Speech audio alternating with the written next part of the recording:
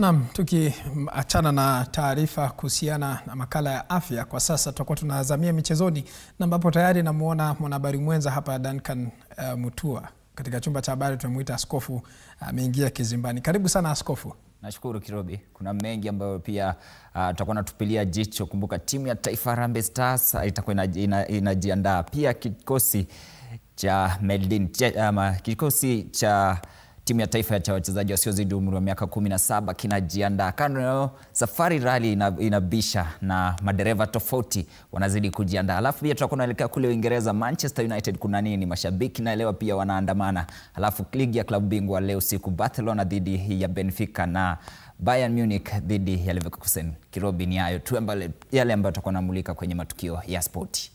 Na bila shaka, bila kupoteza wakati, Duncan Mutua, tuanze kwanza kabisa na timu ya taifa ya soka Harambee Stars ambapo inatarajiwa kumenyana na Gambia tarehe 20 wiki ijayo kabla ya kuwakaribisha Gabon tarehe 23.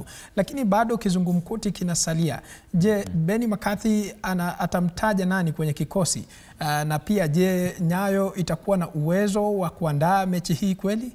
Siku chache baada ya kuteuliwa kama kocha wa timu ya taifa Benni McCarthy, tunasubiria tuweze kuona ni nani ambaye atakuwa anamtaja kwenye kikosi, ni mchezaji yupi ambaye atakuwa anamtaja kwenye kikosi, na je, wachezaji hawa ambao watakuwa wanatajwa kwenye kikosi watakuwa wanaangaliwa ni kipi ambacho kitakuwa inafanya waweze kutajwa kwenye kikosi. Hapo awali tumeweza kuona makocha tofauti wakiwataja wachezaji ambao wako kwenye fomu nzuri kwenye timu ya taifa. Je, Benni McCarthy atakuwa anaendea nani kwenye timu nani ili kuiwakilisha Kenya? Fununu zipo kuwa wachezaji 7 tayari wametajwa kwenye kikosi. Wale wachezaji 7 ni wa timu ama ni wa klabu ya Gor Mahia. Baadhi ya wachezaji wale ambao tunatarajia waweze kutajwa, maorodha rasmi kitokea watakosekana. Nazungumzia nahodha Michael Olunga, nazungumzia Austin Odhiambo ambaye amekuwa kwenye fomu nzuri akichezea klabu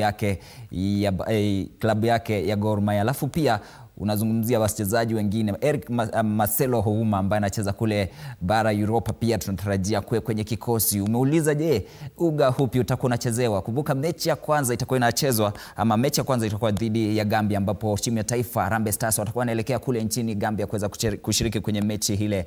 Itakuwa tarehe 20 ugenini, lakini wanarejea nchini kuweza kumenyana na Gabon kwenye mechi ya kufuzu kwenye dimba la dunia ambayo itakuwa inaandaliwa tarehe 23. Lakini je, ni uga upi ambao utakuwa unachezwa? Kumbuka uga wa Nyayo ukarabati unaendelea. Kumbuka pia uga wa Kasarani ukarabati unaendelea. Uga wa Ulinzi wako kwa ile ambayo tunasema CAF standards za kuandaa dimba ama kuandaa mchuano wa CAF wanaume. Ndio unaweza andaa mchuano wa kina dada. Tuliweza kuona timu ya kina dada wachezaji wasiozidi umri wa miaka, ama timu ya kina dada ya Starlets ikishiriki pale. Lakini je, mechi ile inaweza chezwa Ulinzi? Fununu ni kuwa uga wa Nyayo pia uko tayari. Lakini je, uko tayari? Tumeweza kuona habari tofauti zikiweza kutokea ambapo timu ya taifa Harambee Stars inaambiwa kuwa mechi ya nyumbani itakuwa inachezewa ugani Nyayo, lakini mwisho wa siku mechi ile inaandaliwa ugenini. Mechi mwaka uliopita tuliweza kuona pia Harambee Stars ikicheza mechi zao za nyumbani ugenini. Unazungumzia Uganda, na pia tukaweza kuona mechi zingine zikichezwa kule Malawi. Kwa hivyo